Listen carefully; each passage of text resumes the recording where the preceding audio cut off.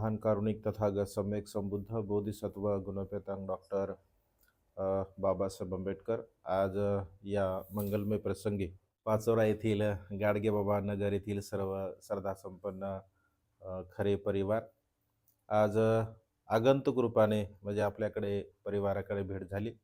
त्याचं सर्व श्रेय म्हणजे जीविकाला जाते, कारण जीविकाचा नंबर माझ्याकडे होता आणि त्यामुळे खरं तर उद्या मला चाळीसगावला जायचं आहे आणि चाळीसगावला अ, जाणे आणि पुन्हा इकडे येणे असा विषय होता. तर मी असा विचार केला की म्हटलं बघूया पाचोऱ्याला कोणी आहे का? तर मग 2 नंबर माझ्याकडे होते. एक सोनवणे परिवार आणि जीविकाचा नंबर होता.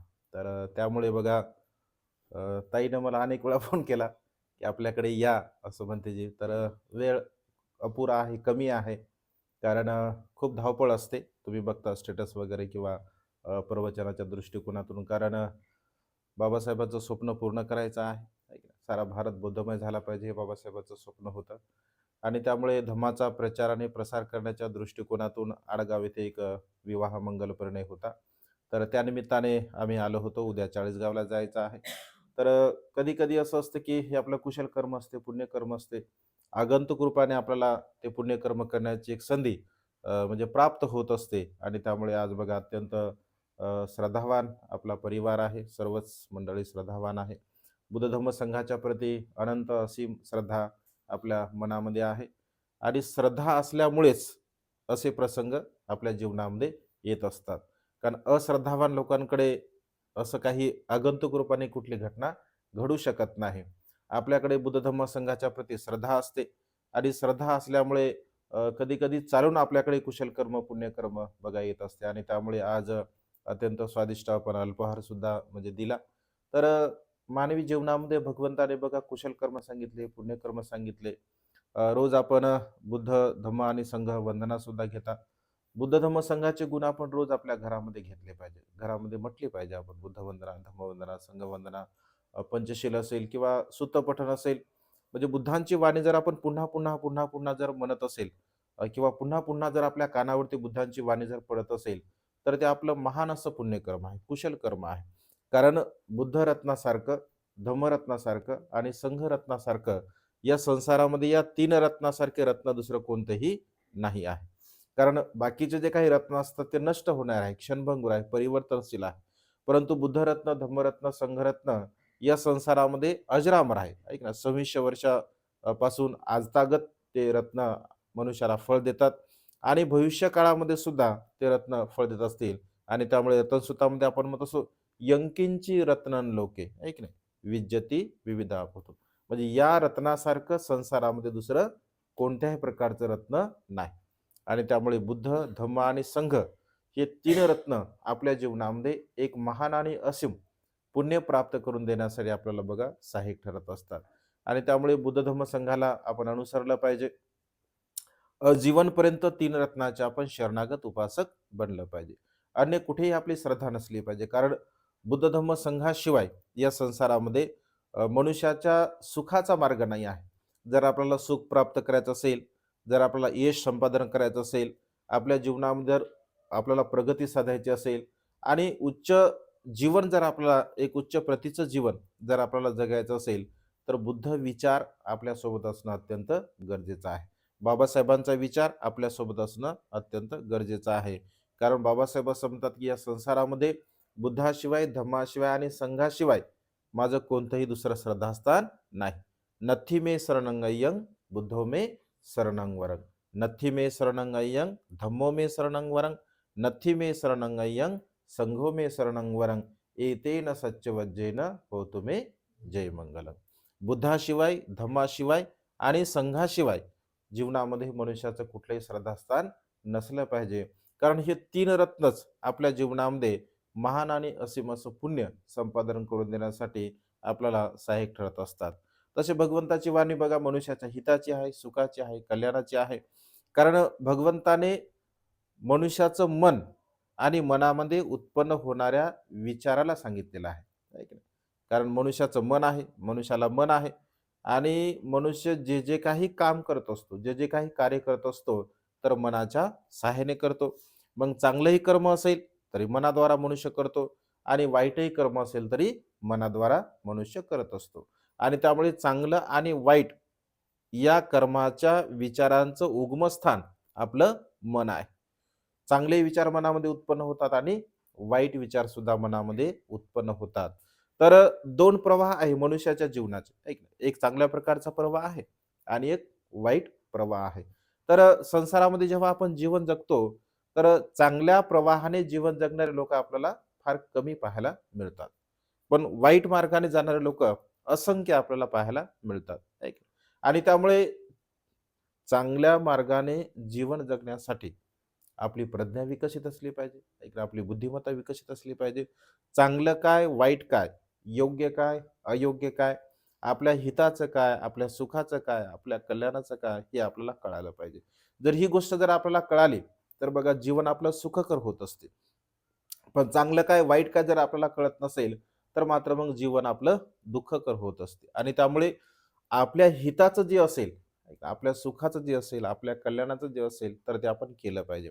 आपल्या हिताचं नसेल, आपल्या सुखाचं नसेल, आपल्या कल्याणाचं नसेल, तर ती गोष्ट आपण केली नाही पाहिजे. आणि ती जर गोष्ट आपण करत असेल, तर मग मात्र दुःख भोगावं आपल्याला लागत असतं. जर तुम्हाला सुख हवं असेल, तुम्हाला जर सुख पाहिजे आहे किंवा मी सुखी असावं, मी समाधानी असावं, माझ्या जीवनामध्ये कोणत्याही प्रकारचं दुःख नसावं, असं जर आपल्याला वाटत असेल, कारण सुख आणि दुःख आपल्या जवळ आहे. ऐका, तुझा आहे तुझपासी परी तू जागा बोललासी. म्हणजे मनुष्याच्या जीवनामध्ये सर्व काही आपल्या जवळच असतं. आपल्याला कोणी दुःखीही करू शकत नाही आणि आपल्याला कोणी सुखीही करू शकत नाही. आपण व्यवहारामध्ये जरी असं म्हणत असेल, की याच्यामुळे मला दुःख झालं, ऐक ना, हिच्यामुळे मला दुःख झालं, परंतु तसं काहीच नसतं. ऐक निमित्त असते, थोडंफार कारण असते, परंतु स्वभावतः आपल्या कर्मामुळेच आपल्याला दुःख होत असते. आपल्या कर्मामुळे आपल्याला सुख होत असते. आणि त्यामुळे कर्मावरती बघा आपला विश्वास असला पाहिजे. जर कर्मावरती जर आपला विश्वास असेल, तर मग आपण चांगले कर्म करतो, कुशल कर्म करतो, पुण्यकर्म करतो. कुणाला असं वाटतं, की मी दुःखी असावं? आहे की नाही? माझ्या जीवनामध्ये दुःख असावं असं कुणाला वाटतं? कुणालाही वाटत नाही. म्हणजे प्रत्येक मनुष्याला असं वाटतं, की मी सुखी असावं, मी समाधानी असावं, मी आनंदी जीवन जगावं. माझ्या जीवनामध्ये कोणत्याही प्रकारचं दुःख येऊ नये, असं प्रत्येक मनुष्याला वाटते. परंतु प्रत्येक मनुष्याला जरी वाटत असेल, तरी प्रत्येक मनुष्य सुखी असतो का? नाही. लोक आपल्याला म्हणजे दुःखी लोकांची संख्या जास्त दिसते. ऐक ना, सुखी लोकांची संख्या फार कमी आपल्याला पाहायला मिळते. आणि व्यवहारात जर आपण समजा एकमेकांना भेटतो, तर पहिले काय विचारतो? कसं आहे? बरं आहे का तुमचं? आहे का? म्हणजे व्यावहारिक प्रश्न काय असतो पहिला? कसं? बरं आहे ना? ठीक आहे ना तुमचं? म्हणजे कारण माहीत असते मनुष्याला, की मनुष्य हा दुःखीच असतो. त्याच्यामुळे पहिला प्रश्न असतो, की बरं आहे का? तुमचं चांगलं चाललं ना? ठीक आहे ना? तर मग काही लोकं म्हणतात, की ठीक चाललं. आहे की नाही? काही लोकं म्हणतात, ठीक आहे, बरं आहे आता, नसल्यापेक्षा बरं आहे. काही लोकं म्हणतात, की नाही हो, फार दुःख आहे जीवनामध्ये. काही-काही लोकं असं म्हणतात, की नाही एकदम मी खूप हॅपी आहे. मी खूप आनंदी आहे. माझ्या जीवनामध्ये मला कोणत्याही प्रकारचं दुःख नाही. म्हणजे असेही लोक, हे चारही प्रकारचे लोक या संसारामध्ये आपल्याला पाहायला मिळतात. पण मी फार सुखी आहे, मी समाधानी आहे, माझ्या जीवनामध्ये कोणत्याही प्रकारचं दुःख नाही, असे म्हणणारे लोक मात्र बोटावरती मोजण्यासारखे आपल्याला पाहायला मिळतात. कारण काही ना काही दुःख प्रत्येक मनुष्याच्या जीवनामध्ये आहे. सुखी लोक फार कमी आहे. मग सुखी लोकांची व्याख्या करताना भगवंत असे म्हणतात, की सुखी कोण असू शकतो? ऐक ना, समाधानी कोण असू शकतो? आनंदी कोण असू शकतो? तर भगवंताने बघा 4 गोष्टी सांगितल्या. जर या 4 गोष्टी जर आपण आपल्या जीवनामध्ये धारण केल्या, तर आपण सुखी बनू शकतो. भगवंत असे म्हणतात, की आरोग्य परमा लाभा, संतुष्टी परमं धनं, विसास परमा याती, निब्बानं परमं सुखं. धम्मपदाच्या एका गाथेमध्ये भगवंताने ह्या 4 गोष्टी म्हणजे सांगितल्या आहे. आरोग्य परमा लाभा. परमा लाभा म्हणजे काय? तर आरोग्य हा सर्वात मोठा लाभ आहे. ऐक ना, आरोग्य नाही ठीक आहे, असू दे. आरोग्य सर्वात मोठा लाभ आहे की नाही? मग कोणतं आरोग्य? ऐक ना, 2 प्रकारचे आरोग्य आहे. शारीरिक आरोग्य आणि मानसिक आरोग्य. शारीरिक आरोग्यापेक्षा सुद्धा कधी-कधी मानसिक आरोग्य खूप महत्त्वपूर्ण आहे. है की? कारण मन जर आपलं मजबूत असेल, मन जर आपलं बलवान असेल, मन जर आपलं दृढ असेल, तर आपण कोणतीही गोष्ट करू शकतो. है की नाही? जर मानसिक बल जर आपलं परिपक्व नसेल, मानसिक बल जर आपलं खचून गेलं असेल, तर मात्र शरीर जरी आपलं चांगलं असेल, पण मन जर आपलं चांगलं नसेल, मजबूत नसेल, तर आपण कोणतीही गोष्ट करू शकत नाही. जसं उदाहरण जर घ्यायचं असेल, तर तसं ताईच्या संदर्भामध्ये बघा, त्यांचं मन एकदम मजबूत आहे. ऐक ना, मन मजबूत असल्यामुळे ते पालीमध्ये एम-ए करतायत. म्हणजे इथून जाणं, ऐक ना, अभ्यास करणं, जाणं, हे करणं, म्हणजे मन मजबूत आहे ना, मन स्ट्राँग आहे. मन जर स्ट्राँग असेल, तर शरीर काही करत नाही. ऐक ना, आणि आणि भगवंतानी असं म्हटलंय, की तुमचं मन मजबूत असलं पाहिजे. बाबासाहेब सुद्धा असं म्हणतात, की माझं मन मजबूत आहे. मला नैतिक बल प्राप्त झालं आहे. तुमचं मन मजबूत व्हावं, तुम्हाला नैतिक बल प्राप्त व्हावं, म्हणून भगवंताचा धम्म मी तुम्हाला देत आहे. कारण बुद्ध तत्वज्ञान मनुष्याच्या मनाला परिपक्व करते. मनुष्याच्या मनाला मजबूत करत असते आणि मनुष्याचं मन जर मजबूत नसेल, मनुष्य जर हळव्या मनाचा असेल, कधी-कधी आपण असं म्हणतो ना, की हा खूप हळव्या मनाचा आहे. याला थोडंसं बोललं का लगेच राग येतो. हिला थोडंसं बोललं का लगेच राग येतो. कारण कधी-कधी मनुष्याचं खूप हळवं मन असते. पण मन आपलं मजबूत असलं पाहिजे. कारण मन जर आपलं मजबूत असेल, तर आपण खंबीरतेनं कुठल्याही प्रकारची गोष्ट करू शकतो. पण मन जर मजबूत नसेल, हळव्या मनाचे जर मनुष्य असतील बघा, तर त्या मनुष्याची हानी कधीही होऊ शकते. ऐक ना. जसं कोरोनाच्या काळामध्ये बघा आपण विचार करतो, ऐक ना, पाहतो आपण उदाहरण. कोरोनाच्या काळामध्ये अनेक लोकं मृत्यूला प्राप्त झाले. कशामुळे? ज्यांचं मन एकदम हलकं होतं, समजून घ्या कोरोना झाला, असं कोणाला म्हटलं, की अर्धा कार्यक्रम त्याचा तिथंच व्हायचा. आहे की नाही? म्हणजे कोरोना आहे तुला म्हटलं, की बस तो खचून जायचा पूर्ण आणि हॉस्पिटलमध्ये गेला का मग तिकडंच बॉडी त्याची येत असे. पण ज्याचं मन मजबूत आहे, आता आम्हाला काही-काही लोकं असं म्हणायचे, "पण इंजेक्शन घेतलं का नाही?" मी म्हटलं, "मग नाही घेतलं." "नाही, नाही घ्यायला पाहिजे म्हणे इंजेक्शन." ते लस लस आल्या होत्या 2. म्हणजे पहिली लस, दुसरी लस. एवढ्या लोकांनी सांगितलं. डॉक्टर लोकं आपलेच. ऐक ना, "पण त्याची लस घेतली की नाही तुम्ही?" "नाही, नाही, नाही घ्यायला पाहिजे, पण ती लस आवश्यक तुम्ही." मी म्हटलं, "लस घेतच नाही मी." म्हणजे बऱ्याच जणांना घेतली. मी काय लस घेतलीच नाही. दोन्ही प्रमाणपत्र आहे माझ्याकडे लसचे. मी म्हटलं जर समजा लस न घेता सुद्धा प्रमाणपत्र मिळतात. याचा अर्थ सगळं खोटं आहे. खरं जर असतं तर असं झालं असतं का? कारण ते काय होतं, की कुठे जर बाहेर जायचं असेल, तर प्रमाणपत्र जर असेल तर बाहेर जाऊ देत होते, अन्यथा जाऊ देत नव्हते. आणि आम्हाला बाहेर जायचा प्लॅन होता आमचा, तर त्यामुळे मग मी म्हटलं, "लस घेत नाही, प्रमाणपत्र मिळते का?" मिळून जाईल म्हणे, "म्हणजे काय हरकत नाही." म्हणलं, "लस नाही घेतली तर प्रमाणपत्र मिळतेच कसं?" आहे की नाही? म्हणजे याचा अर्थ किंवा ते काहीही खरं नव्हतं. आहे की नाही? आजार तर येतच असतात, कारण पूर्वीच्या काळामध्ये सुद्धा प्लेग नावाचा आजार होता बघा, आहे की नाही? अनेक लोकं मृत्यूला प्राप्त होत होते. म्हणजे वेगवेगळ्या प्रकारे काळाला जसं भगवंताच्या काळामध्ये सुद्धा आहे की नाही, वैशालीवरती अनेक प्रकारचे आजार पडले होते. लोकं मृत्यूला प्राप्त होत होते. भगवंताच्या काळामध्ये सुद्धा अलीकडच्या काळामध्ये 17व्या-18व्या शतकामध्ये प्लेगसारखा आजार सुद्धा होता. आताच्या काळामध्ये कोरोनासारखा आजार बघा. म्हणजे हे मनुष्याच्या जीवनामध्ये, संसारामध्ये अशा घटना घडतच असतात. परंतु ज्याचं मन मजबूत आहे, तर तो मनुष्य मात्र टिकून राहतो. ज्याचं मन मजबूत नसेल, तर तो मनुष्य काय टिकून संसारामध्ये राहत नाही. आणि त्यामुळे मनुष्याचं मन अत्यंत मजबूत असलं पाहिजे. कारण हळव्या मनाचे लोकं बघा, अनेक लोक फाशी घेतात, आहे की नाही? अनेक लोक आत्महत्या करतात. कारण त्यांचे एकदम हळवे मन असतात. काही थोडंसं कोणी बोललं, काही मनाला लागलं, की लगेच बघा अशा प्रकारचे ते कार्य करून घेत असतात. आणि त्यामुळे बघा अनेक प्रकारचे दुःख मनुष्याच्या जीवनामध्ये प्राप्त होत असतात. आणि त्यामुळे भगवंत असं की मनाला मजबूत ठेवलं पाहिजे.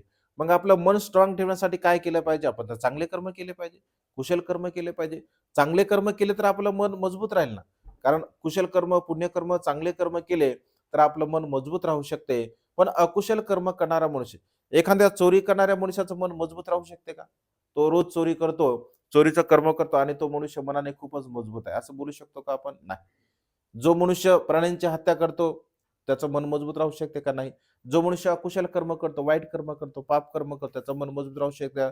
जो मनुष्य नेहमी खोटं बोलतो, निंदानास्ती करतो, चहाडी-चुगली करतो, व्यर्थ बडबड करतो किंवा जो मनुष्य नशापतन करत असतो, तर अशा प्रकारच्या मनुष्याचं मन कधीही मजबूत राहत नाही. आणि त्यामुळे शील पालन केल्यामुळे आपलं मन बघा मजबूत होत असते, परिपक्व होत असते आणि त्यामुळे सातत्याने संसारामध्ये 5 शिलाचं आपण पालन केलं पाहिजे. तुम्ही गृहस्थ लोक आहात, तर 5 शिलाचं आपण काटेकोरपणे पालन केलंच पाहिजे. तुम्हाला अधिक असं पुण्य प्राप्त व्हावं असं जर वाटत असेल, मग पौर्णिमा असेल, अमावस्या असेल आणि अष्टमी असेल, तर उपोषित शिलाचं पालन आपण केलं पाहिजे. पण किमान 5 शिलाचं अनुसरण आपल्या जीवनामध्ये आपण केलं पाहिजे. तर आरोग्य हे महत्त्वपूर्ण आहे. मानसिक आरोग्य आणि शारीरिक आरोग्य ह्या दोन्ही गोष्टी अत्यंत महत्त्वपूर्ण आहे आणि त्यामुळे भगवंत असे म्हणतात, की आरोग्य परमा लाभा. याच्यासारखा लाभ संसारामध्ये दुसरा कोणत्याच प्रकारचा नाही. कारण मनुष्यामध्ये जर धम्मबल आहे, तर धम्मबल असल्यामुळे मनुष्य खूप चांगलं काम करू शकतो, फिरू शकतो, मेहनत करू शकतो, पराक्रम करू शकतो. परंतु मनुष्यामध्ये आळस असेल, ऐक ना, मनुष्यामध्ये जर प्रमाद असेल, मनुष्यामध्ये जर तंद्री असेल, तर तो मनुष्य कुठल्याही प्रकारचं काम करू शकत नाही. आणि त्यामुळे चांगलं काम करण्यासाठी आपण नेहमी उत्साही असलं पाहिजे. उठाण वतो सत्यमत्तो भगवंताने असं म्हटलं आहे. उत्साहपूर्वक आपण जीवन जगण्याचा प्रयत्न केला पाहिजे. आपल्यामध्ये जर उत्साह नसेल, ऐक ना, तर आपण काम करू शकतो का? कुठलंच काम करू शकत नाही. आणि त्यामुळे मग विद्यार्थी दशेमध्ये असू द्या, संसारामध्ये असू द्या, किंवा आपलं मेहनतीचं काम असू द्या, कुठे जॉबचं काम असू द्या, कोणत्याही प्रकारचं काम असू द्या, जर आपल्यामध्ये उत्साह जर नसेल, तर आपण कोणतंही काम परिपूर्ण करू शकत नाही. आणि त्यामुळे प्रत्येक काम करण्यासाठी उत्साह आपल्यामध्ये असला पाहिजे. त्यासाठी आपल्या मनाची मानसिकता चांगली असली पाहिजे. आपल्या मनाची मानसिकता जर चांगली असेल, तर आपण कोणतंही काम यशस्वीपणे करू शकतो. परंतु आपलं मन जर मजबूत नसेल, तर आपण मात्र कुठलंच काम व्यवस्थितपणे करू शकत नाही. आणि मग कधी-कधी व्यवहारामध्ये आपण म्हणतो, "आज काय मन काय जागेवर दिसत नाही" म्हणते. पण जर समजा काम होत नसेल, तर असंच व्यवहारामध्ये आपण बोलतो ना, "आज काय मन बरोबर दिसेना झालं" म्हणते, "आज कुठं भटकलं की मन" म्हणते. कारण मनुष्याचं मन जर भटकत असेल, तर काम काय व्यवस्थित होत नाही.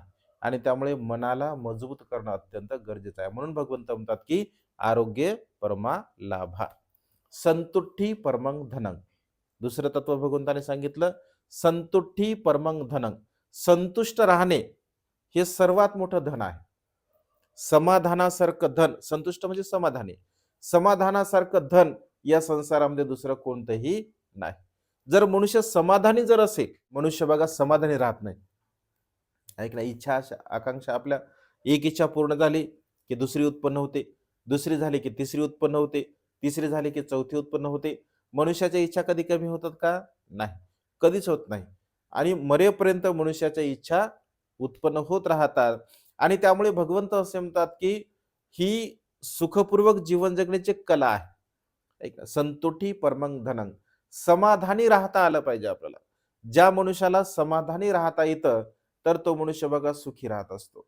पण समाधानी जर आपल्याला राहता येत नसेल, तर मात्र मग त्याकडे कितीही जरी आलं, जसं रठ्ठपाल म्हणते, जे आपल्या माता-पित्यांना जेव्हा सांगतात, कारण ते जेव्हा घरी येतात आणि घरी आल्यानंतर अशा धनाच्या राशी त्यांच्या समोर ते ठेवत असतात आणि ते म्हणतात, की "बघ, हे तुझ्या पित्याचं धन आहे, हे तुझ्या मातेचं धन आहे, हे तुझ्या आजी-आजोबांचं धन आहे, कुळाचं धन आहे आणि एवढं मोठं धन असताना तू हे प्रवजेचं जीवन का स्वीकारलं? तू भिक्षुक का झाला? कारण एवढ्या धनाचा जर उपभोग तू करू शकतो, तर तू कुशल कर्म करू शकतो, पुण्यकर्म करू शकतो, चांगले कर्म करू शकतो. मग एवढं धन असताना तू प्रवर्जित का झाला?" तर तेव्हा ते असं म्हणतात, की हे धन म्हणजे काही आयुष्यभरासाठी पुरणारं नाही आहे. तुम्ही सुद्धा या धनामुळे चिंतित राहता, तुम्ही सुद्धा दुःखी राहता, कष्टी राहता. हे सर्वच्या सर्व धन तुम्ही फेकून द्या, कारण हे सर्व धन माझ्यासाठी माती मोल आहे. याचा काही उपयोग नाही आहे. कारण जेवढं काही भौतिक धन मनुष्याकडे असेल, तर त्या भौतिक धनामुळे मनुष्य सुखी राहत नाही. धन कमावू नये असं बिलकुल नाही भगवंताने म्हटलं. धन कमावलंच पाहिजे. सदग्रस्त लोकांनी त्यांच्या जीवनामध्ये धन कमावलंच पाहिजे. परंतु त्या धनाची एक मर्यादा सुद्धा असली पाहिजे. ऐक ना, समाधानपूर्वक जीवन जगता आलं पाहिजे. म्हणजे आपल्याकडे खूप काही आहे, पण जर समजा त्याचा उपभोग जर आपल्याला घेता येत नसेल, तर त्याचा काही एक लाभ आपल्याला होत नाही. समजून घ्या, आपण म्हणजे गोड खूप आवडते आपल्याला. ऐक ना, एखाद्या मनुष्याला बघा गोड खूप आवडते, स्वीट खूप आवडते. तशा मनुष्याला जर डायबिटीज झालं, तर त्या गोडचा काय उपयोग आहे का त्याच्यासाठी? काहीच उपयोग नाही आहे. म्हणजे कितीही त्याला आवडणारी गोष्ट असेल, तरी सुद्धा ती गोष्ट काही तो करू शकत नाही. आणि त्यामुळे भगवंत असे म्हणतात, की समाधानपूर्वक आपल्याला बघा जीवन जगता आलं पाहिजे. संतुष्टी परमं धनं. म्हणजे जसं आहे, जेवढं आहे त्याच्यामध्ये समाधानी आपल्याला राहता आलं पाहिजे. समाधानी राहण्याची सुद्धा एक कला आहे बघा. जेवढं कमी इच्छा, तेवढं कमी दुःख. जेवढं जास्त इच्छा, तेवढं जास्त दुःख.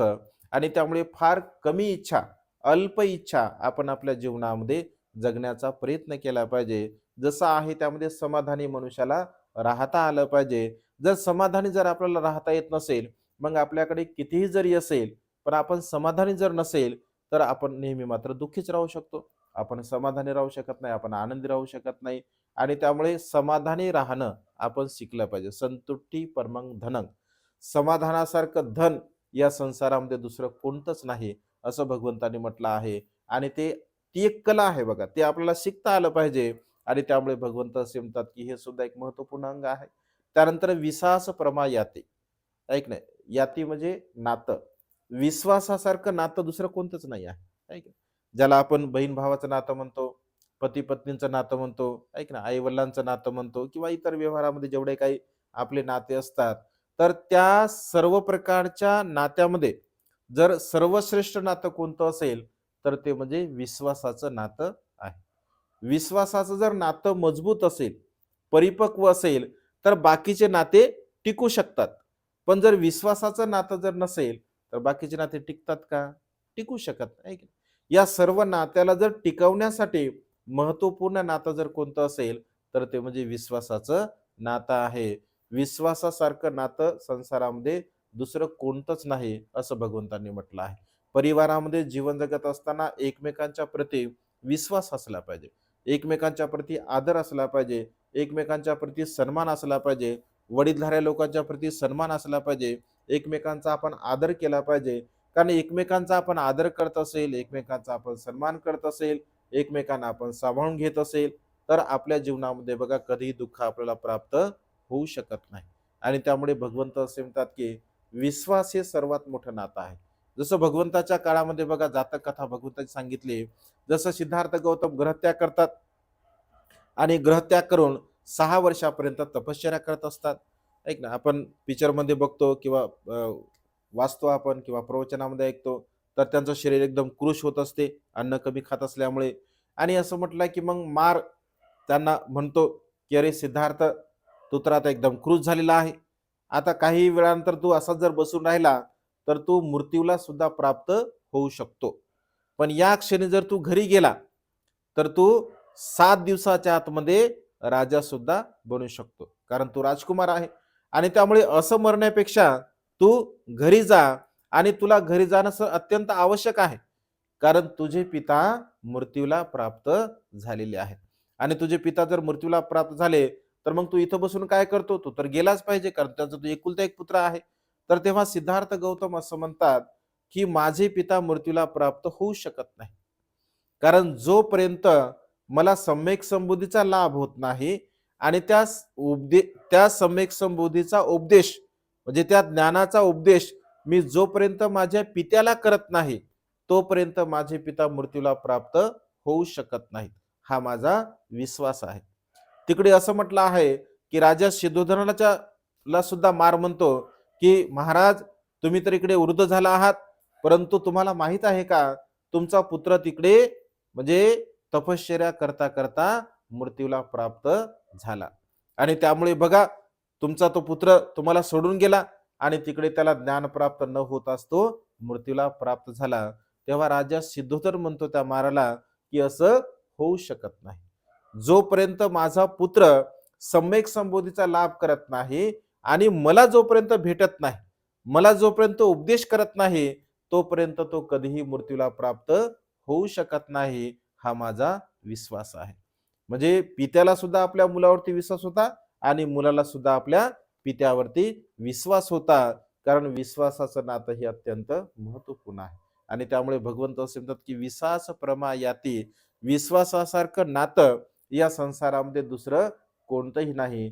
म्हणजे मनुष्याचा जर विश्वास नसेल, शंका कुशंका चित्तामध्ये उत्पन्न होत असेल, थोड्या-थोड्या गोष्टीवरती आपण शंका कुशंका घेत असेल, तर मात्र नेहमी दुःख होत असते. दुःखामध्ये मनुष्य पडत असतो. आणि त्यामुळे विश्वासाचं नातं हे आपल्या जीवनामध्ये बघा अत्यंत महत्त्वपूर्ण आहे. तिसरं अंग आहे आणि चौथं अंग आहे निब्बानं परमं सुखं. निर्वाणासारखं सुख या संसारामध्ये दुसरं कोणतंच नाही. निर्वाण म्हणजे काय? तर निर्वाण म्हणजे निब्बाण. नि म्हणजे नष्ट करणे आणि वाण म्हणजे तृष्णा. ज्यांच्या सर्व प्रकारच्या तृष्णा नष्ट झाल्या, ज्यांच्या सर्व प्रकारच्या इच्छा नष्ट झाल्या, ज्यांच्या सर्व प्रकारचे जे काही राग, द्वेष, लोभ, मोह, मीपणा, अहंपणा, गर्व, ईर्ष्या आदी जे विकार आहे, ते सर्व प्रकारचे नष्ट झाले. तर तशा प्रकारच्या चित्ताची निर्मळ अवस्था तर त्याला निर्वाण असं म्हणतात. निर्वाण म्हणजे मरणे नव्हे, आहे की नाही? अनेक लोक बघा, एखादा मनुष्य मृत्यूला प्राप्त झाला की त्याच्या नावासमोर आता निर्वाण लिहितात. कधी कधी परिनिर्वाण सुद्धा लिहितात. पण निर्वाण म्हणजे मरणे नव्हे. तर निर्वाण हे जिवंतपणे मनुष्याला मिळणारी अवस्था असते, परिशुद्ध. म्हणजे ज्यांचं चित्त अत्यंत परिशुद्ध आहे, निर्मळ आहे, निर्दोष ज्यांचं मन आहे, तर त्या मनुष्याला निर्वाण पद प्राप्त होऊ शकते. आणि त्यामुळे निर्दोष जीवन आपण जगण्याचा प्रयत्न केला पाहिजे. आणि त्याच्यासारखं सुख दुसरं कोणतंही नाही, असं भगवंतानं निब्बानं परमं सुखं. म्हणजे निर्वाण हे संसारामध्ये छोटे मोठे जे सुख असतात, तर ते छोटे मोठे सुख आपल्या जीवनामध्ये येतात आणि निघून जात असतात. परंतु निर्वाणासारखं सुख या संसारामध्ये दुसरं कोणतंही नाही. आणि त्यामुळे या निर्वाण सुखाला मनुष्याने प्राप्त करण्याचा प्रयत्न केला पाहिजे. मग ते कशामुळे प्राप्त होते? तर 3 गोष्टीमुळे ते प्राप्त होते. पहिली गोष्ट शील पालन केल्यामुळे.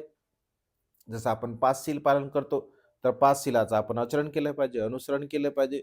त्यानंतर दान पुण्य केलं पाहिजे. दान म्हणजे जे काही आपल्याला संसारात देण्यासारखं आहे, तर ते आपण दान केलं पाहिजे. आणि आपल्या मनाला परिशुद्ध करण्यासाठी आपण आनापानसतीची भावना केली पाहिजे. आपण ध्यान, मनन, चिंतन केलं पाहिजे. आपल्या मनातील राग, द्वेष, लोभ, मोह, मीपणा, अहमपणा, गर्व, ईर्ष्या हे जे विकार आहेत, तर त्या विकाराला पूर्णपणे आपण नष्ट करण्याचा प्रयत्न केला पाहिजे. म्हणजे आपलं जीवन आपण निर्मळ करण्याचा प्रयत्न केला पाहिजे. निर्मळ जीवन म्हणजे निर्दोष जीवन. आणि निर्दोष जीवन म्हणजे निब्बानं परमं सुखं. अशा प्रकारे बघा, भगवंताने हे 4 प्रकारचे तत्व सदग्रस्तां लोकांसाठी सांगितले आहे. है की नाही? संसारामध्ये जीवन जगणारे जे लोक असतात, तर या 4 प्रकारच्या गोष्टींचं त्याने अनुसरण केलं पाहिजे, आचरण केलं पाहिजे. आणि ह्या 4 गोष्टींचं आपण आचरण केलं, आपण अनुसरण केलं, तर नक्कीच बघा आपल्या जीवनामध्ये आपल्याला सुख प्राप्त होत असते. कारण जीवन बघा फार क्षणभंगुर आहे.